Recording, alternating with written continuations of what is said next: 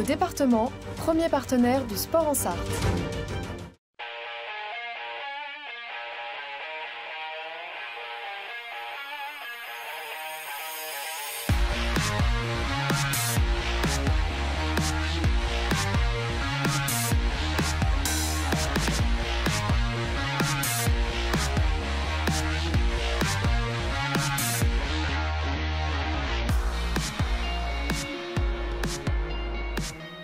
Bonsoir à toutes et à tous, bienvenue dans 72 Sports sur LMTV Sarthe. Très heureux de vous retrouver pour le dernier numéro, la dernière émission de 72 Sports de la saison.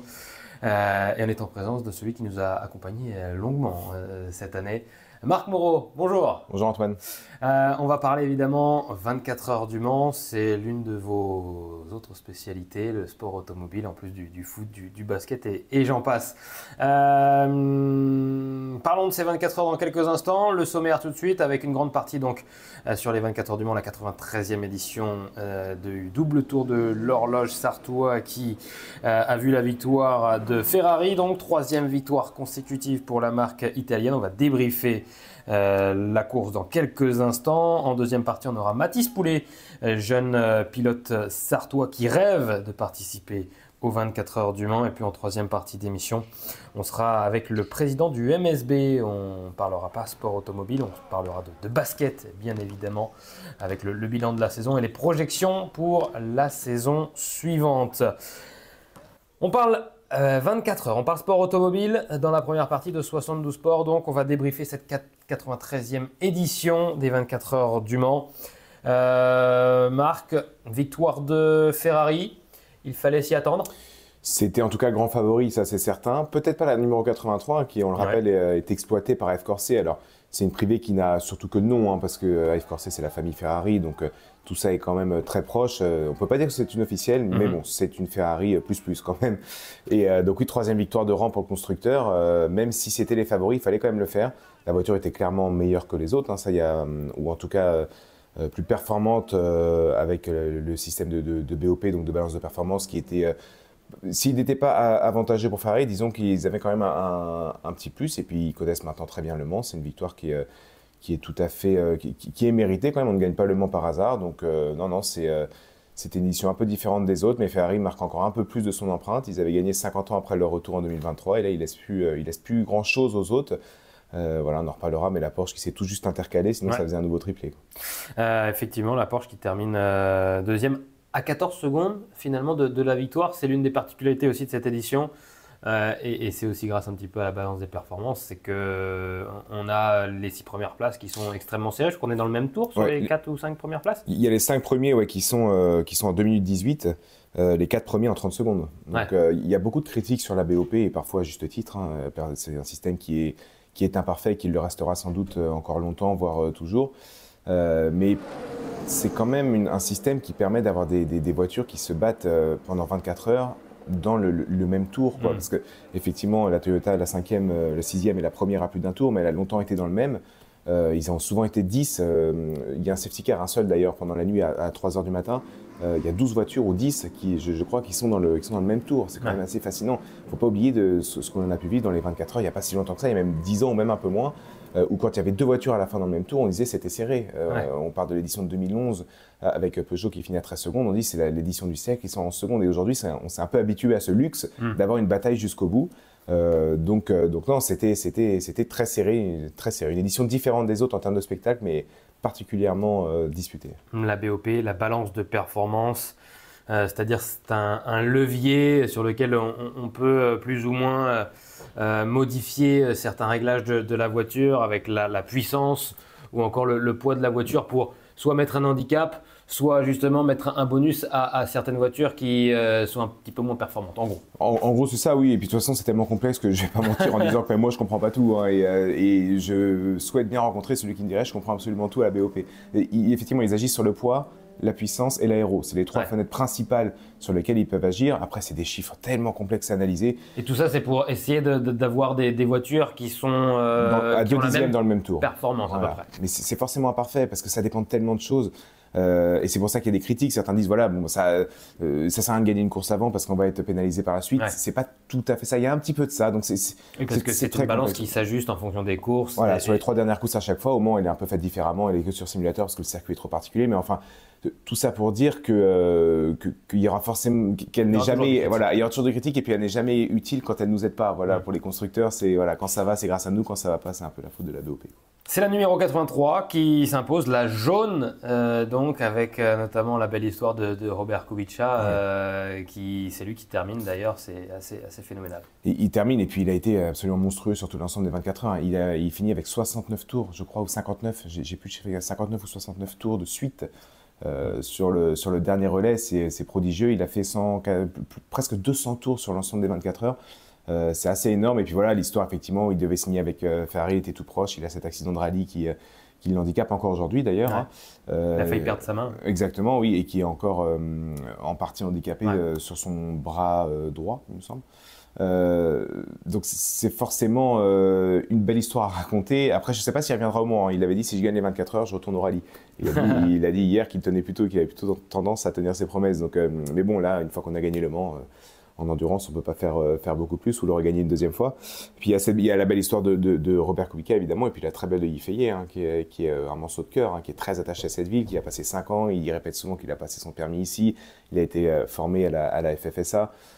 Donc il était aux anges hier, forcément, et c'est pas un Sartois qui gagne, mais presque. Porsche deuxième, pas mal pour l'écurie allemande. Bah, c'est même énorme parce que ils avaient aussi une balance de performance qui était favorable, on pourrait dire, par rapport à d'autres constructeurs, pas par rapport à Ferrari, pardon, peut-être, mais par rapport à BMW, Alpine, etc. Et puis ils ont fait une course absolument parfaite. Et c'est là où on peut entendre la frustration de Kevin Estre, notamment le pilote français qui fait un début de relais. Il disait que c'était peut-être le meilleur relais de sa carrière. Il part 21e, il rend la voiture 2e. C'est quand même assez fantastique. Donc là, il a été très bon. Et voilà, la Porsche numéro 6, ça fait aucune erreur. Je crois qu'elle n'a reçu aucune pénalité. Le rythme était parfait en course. Pas une erreur dans les stands. Dans la pit lane, ça allait toujours vite dans la ligne droite des stands pour rentrer et sortir. C'était la voiture, je crois, qui a passé le moins de temps dans sa pit lane. On se demande d'ailleurs comment il ne gagne pas. C'est la question et c'est là où je pense que le constructeur allemand est un petit peu frustré au moins face à la BOP parce que normalement au Mans, quand on fait une course parfaite, on n'est pas loin de la gagner. Ferrari a aussi fait une excellente course, mais un tout petit peu plus d'erreurs. Et dans ce cas-là, c'est là où je peux comprendre que ça peut râler, quoi. Ferrari sur la 3e marche du podium et sur la 4e place également. Cadillac qui termine à la 5e place. On rappelle qu'ils ont eu la pole position.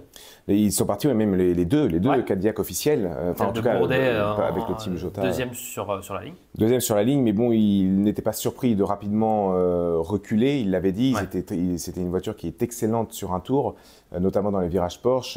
Sans rentrer dans les détails, ils ont des appuis aéros qui sont excellents dans ces virages-là. Mais le problème, c'est qu'il y a souvent beaucoup de trafic en course dans ces virages-là, donc ils ne pouvaient pas profiter pleinement de cet avantage-là. Et sur les longs relais, ils avaient peut-être un peu plus de difficultés à dégrader moins les pneus, à être plus constants. Donc c'est pas une surprise de les voir reculer. Il y en a quand même une des deux, la 12, qui fait 5e, celle qui est partie en pole justement, dans le même tour que le vainqueur. C'est quand même un très bon résultat. Alors évidemment, il venait pour gagner. Et puis celle de Sébastien Bourdais, Sartois, elle est un peu plus loin. Voilà, quelques petites erreurs dans l'exploitation de la voiture. Il reconnaissait après, mais voilà, lui aussi, on sait qu'il n'est pas... Il n'a pas forcément sa langue dans sa poche et on voyait qu'il bataillait pour pas trop s'énerver face à nous sur la domination un peu sans partage, même s'il y a Porsche entre les deux. Ils font quand même un 1, 3 et 4 Ferrari et voilà, ça allait plus vite en course tout simplement. C'est ce qu'ils disaient, ils étaient beaucoup trop vite. Donc un bon résultat quand même de Cadillac. 8e, Sébastien Bourdais sur l'autre Cadillac, la Cadillac numéro 38 et donc la Cadillac numéro 12 qui termine à la 5e place. Sébastien Bourdais, bon, il le gagnera ces 24 heures du Mans un jour ou pas? Il doit en avoir marre d'ailleurs qu'on lui pose la question. Il en a marre maintenant, il a changé d'approche, clairement. Il l'avait dit même avant, il avait dit j'ai 46 ans, c'est le doyen de la catégorie Hypercar, la catégorie Rennes, celle qui gagne au classement général.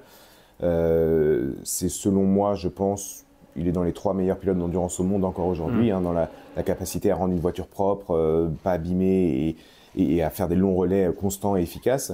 Maintenant, c'est dans un âge d'or, comme on dit très souvent, on le répète, où il y a tellement de constructeurs, il faut vraiment une part de chance et peut-être qu'il en aura manqué aussi en plus de l'exploitation parfaite de la voiture.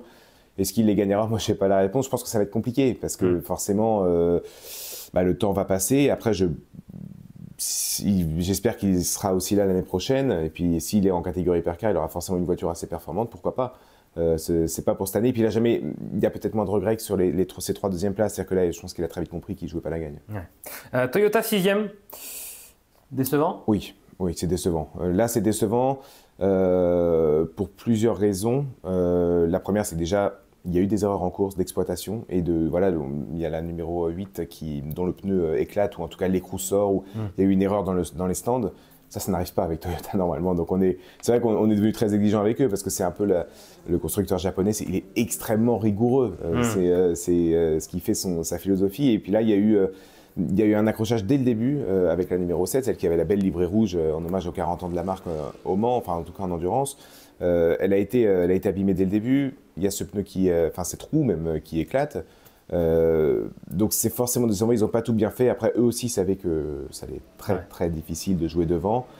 Mais contrairement. Même s'ils venaient pour la gagne. Ils venaient pour la gagne, oui. Et puis il y a toujours cette part de réussite. Ils ont longtemps été dans le même tour. Avec que 2 voitures aussi. Avec que 2 voitures aussi, oui. Cadillac en avait 4.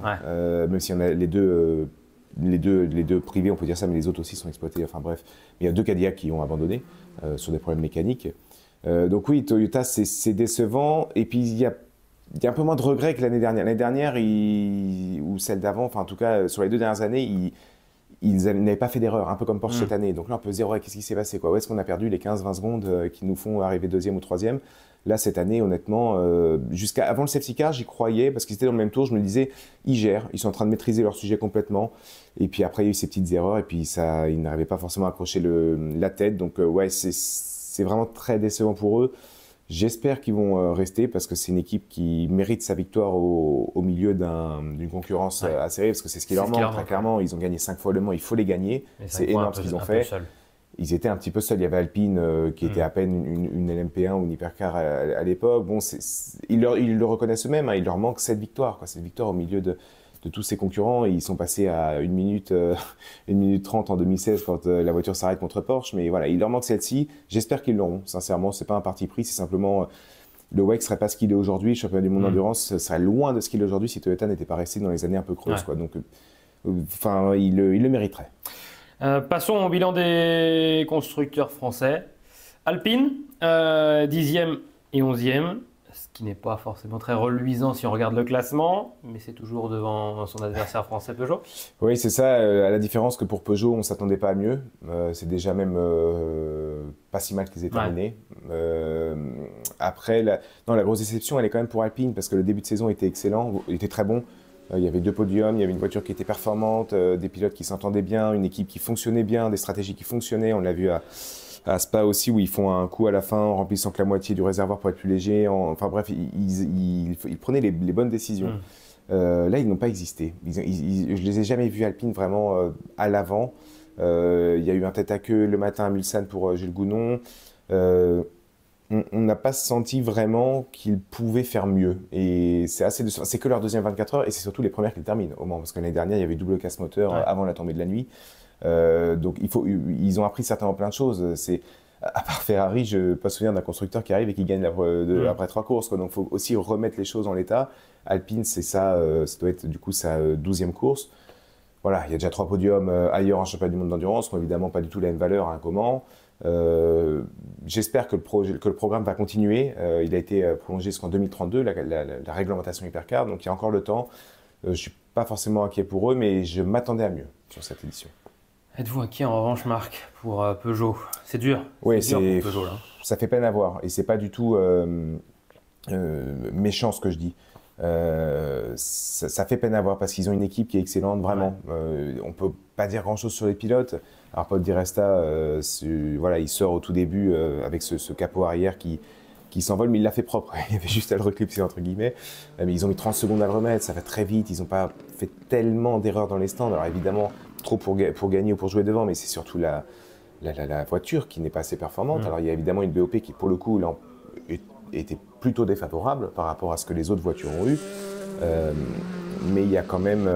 Est-ce que cette voiture qui était née au départ sans aileron, qui a été reconstituée... Alors effectivement, c'était un... Moi, je suis toujours Je les félicite encore et toujours d'avoir tenté ce coup-là. Alors évidemment, il y a beaucoup de marketing derrière.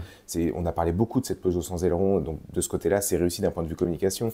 Et tout le monde avait été surpris quand elle a été sortie. Aujourd'hui, c'est difficile de surprendre dans le sport de haut niveau en général. Donc franchement, il faut quand même le souligner, le ressouligner que ça a été un choix audacieux.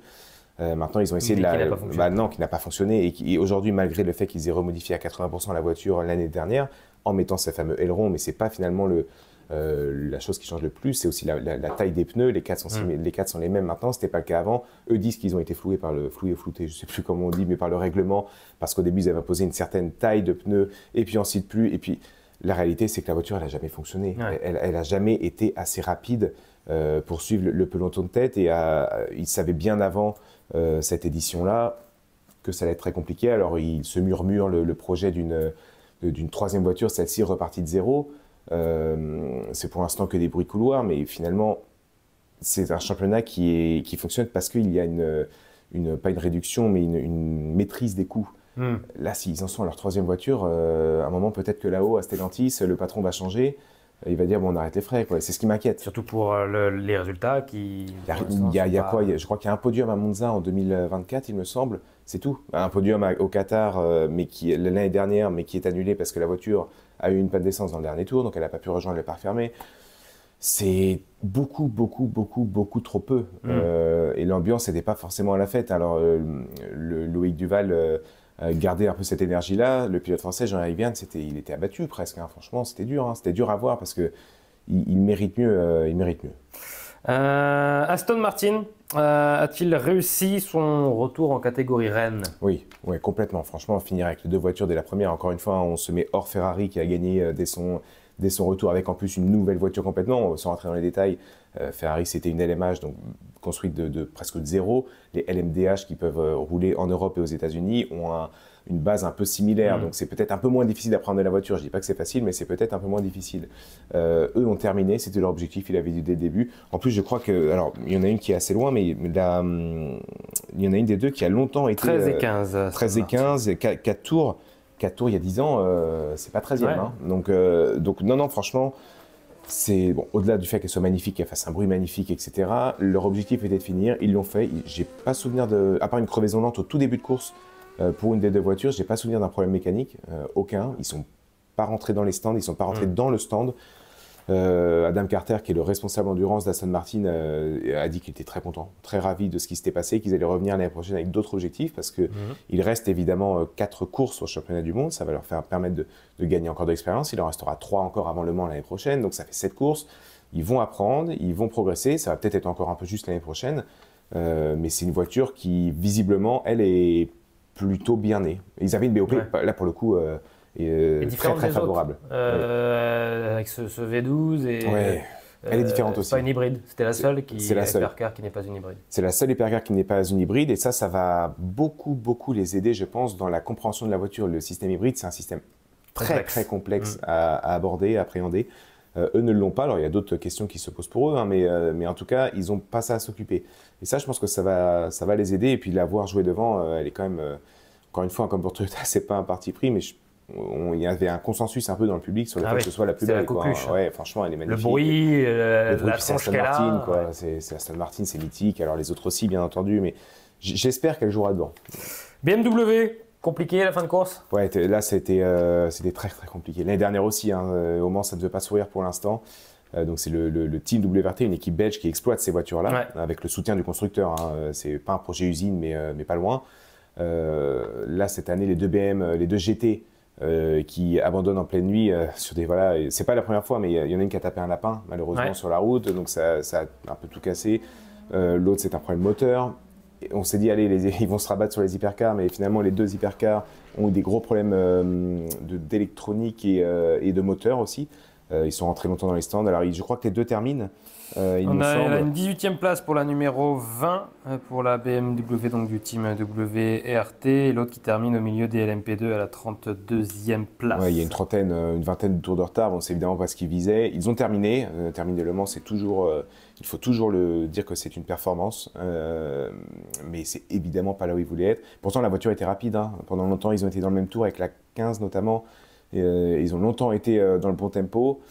Mais comme un peu depuis le début de saison, c'est la fiabilité qui pose problème chez BM et ils font des bonnes courses et malheureusement ils sont rattrapés par ces problèmes-là. J'espère que ça va s'arranger parce que c'est aussi une belle voiture, c'est aussi une belle marque au Mans et ils ont aussi tout le mérite de jouer devant.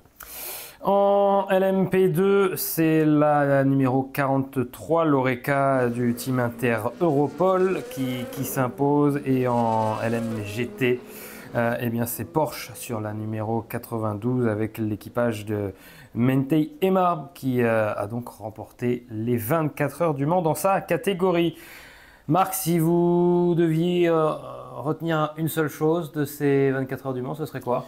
C'est que c'était une très belle course d'endurance. On avait un petit peu oublié ces 2 dernières éditions que l'endurance était d'abord des stratégies, de l'exploitation de la voiture. On a eu 2023 et 2024 avec ce début de folie un petit peu autour de l'endurance, cet âge d'or, il y avait 8 constructeurs. On avait un peu oublié qu'avec la pluie qu'il y avait eu, pardon, je vais me retrouver la pluie qu'il y avait eu en 2023 et 2024. Elle bouleversait un petit peu. Bah oui, il y avait eu beaucoup de sorties de piste. Alors évidemment que c'est spectaculaire. Et on ne serait pas déçu qu'en 2025, en 2026, ce serait la même chose, si c'est la même chose, parce que c'est forcément, ça met énormément de rebondissements. Cette année, ça a été une course différente, vraiment différente. Peut-être un peu ennuyante par moment. C'est ce que reproche pas mal de oui, spectateurs. Bah oui, parce que... Ouais. Mais on râle l'année dernière, et nous aussi, parce qu'il y a... On râle toujours les Français. Voilà, parce qu'il y a 6 heures de safety car, parce qu'il pleut, on dit qu'il devrait rouler sous la pluie, mais non, c'est pas possible de rouler quand il pleut autant. Et là, on se dit, il n'y a eu qu'un seul safety car, donc ça va assez relancer la course, on n'est jamais content. Peut-être le juste équilibre qui n'existe pas, il se trouve entre ces deux-là, entre cette course quand même qui effectivement, mais a été particulièrement difficile pour les pilotes. Il faut se rendre compte qu'ils ont été sur un rythme d'une intensité vraiment extraordinaire pendant 24 heures, un seul safety car. Avec les moucherons. Avec les moucherons qu'il fallait prendre en compte parce que c'était un vrai sujet pour les pilotes qui ne voyaient rien au bout en arrivant dans les Naudières, même s'ils venaient de sortir des stands. Mais ça a été une course de performance quand même. On voit que Ferrari était la voiture la plus performante et a gagné. C'était une course de stratégie. Le Porsche n'avait pas la meilleure voiture, mais a fini deuxième parce qu'ils ont eu les bons choix et les bonnes stratégies en attaquant dur tout de suite. Les puristes ont dû apprécier, sans doute, parce que voilà, si vraiment on est en mode expert, on a vu les changements de pneus, le temps de passage au stand qui était rapide pour chacun, les dépassements pris au bon moment, pas au bon moment. Pour le grand public, ça pouvait sembler effectivement moins palpitant, c'est évident. Voilà, peut-être qu'il faudrait un mix un peu des 2 dernières éditions et de celle-ci pour avoir... L'an dernier, évidemment, il y avait beaucoup de suspense, mais bon, on n'y a pas eu de demi, quoi, pratiquement, donc c'est dommage aussi, c'est magnifique le Mans la nuit. Voilà, donc ce que je retiendrai, c'est qu'on s'est un peu retrouvé dans la discipline de l'endurance. Voilà, plutôt que de la performance pure et rapide et du spectacle. Moi, en dehors des moucherons, je retiendrai aussi le record d'affluence. C'est la 3e fois, il me semble, d'affilée que les 24 heures du Mans battent leur record d'affluence. On est toujours au-dessus des 300 000 spectateurs sur le week-end. Et avec des aménagements en plus à l'intérieur du circuit qui ont permis que ça se passe très bien. Oui, j'ai répondu d'un point de vue sportif, mais ce que je retiens, alors c'est vrai que nous, on travaille beaucoup, mais on est aussi privilégié quand on est journaliste, on a des accès qui sont vraiment très sympas, mais je me suis baladé tout au long du circuit dans l'enceinte générale, pendant tout le week-end et toute la semaine quand je pouvais. Je ne sais pas si ça a bouché par moment dans les passerelles, etc. À un moment, il y avait un petit peu de monde et tout, mais justement, l'ACO avait mis en place des nouvelles zones pour que ça fluidifie tout ça. Nouvelles zones avec le même nombre de spectateurs que l'année dernière, ce qui était censé fluidifier. Moi, je n'ai pas été trop gêné quand j'ai circulé dans l'enceinte générale, à voir après, dans certaines heures de pointe, si ça avait été le cas. Mais les nouvelles zones, c'est génial. Franchement, l'expérience spectateur, Pierre Fillon, président de l'ACO, le dit souvent. Et sur ce point-là, quand même, on peut lui donner raison. Sur l'expérience spectateur de cette année, je suis allé à la nouvelle zone du karting. Il y avait des simulateurs, les gens pouvaient essayer de faire les pit stop challenge en changeant les pneus les plus rapidement. Il y avait une salle de rétro gaming. Il y avait plein de choses mises en place, des concerts évidemment partout. Donc des nouvelles vues, des nouveaux points de vue. Le temps a dû passer vite, je pense, pour les personnes qui avaient une enceinte générale, parce que une fois qu'on a vu la course, il y avait encore plein de choses à faire. Ça, je parle de celle-ci, mais il y avait aussi la fin de zone du concert avec la tyrolienne. Il y avait la zone à Indianapolis aussi a été agrandie, le virage d'Indianapolis-Sarnage. Franchement... Virage Porsche aussi. Et virage Porsche également, oui, avec une nouvelle tribune. J'ai toujours pas compris comment on y accédait, mais je mise sur l'année prochaine. L'année prochaine, on y sera. Mais non, il y avait la grande roue karting, j'ai eu la chance de la faire pour mon plaisir personnel. Et enfin, c'est fantastique, on les voit arriver de loin dans les virages Porsche, repartir vers le raccordement. Franchement, franchement, c'était très bien. J'espère que ça n'a pas trop bouché, mais et puis voilà, peut-être qu'il y aura bientôt de nouvelles zones, on espère, les Naudières notamment, qui vont peut-être être un peu plus accessibles. J'ai eu aussi la chance d'y aller en plein milieu. C'est exceptionnel. C'est exceptionnel, hein, ce bruit, cette vitesse, et la manière dont les pilotes sont à la limite. Donc non, c'est un ensemble qui me fait dire que cette édition était quand même une très belle édition sportive et du point de vue spectateur. Merci beaucoup Marc Moreau d'avoir débriefé longuement donc ces 24 heures du Mans. On parle encore de sport automobile dans la deuxième partie de 72 Sport avec un jeune pilote sartois. Il s'agit de Mathis Poulet. A tout de suite.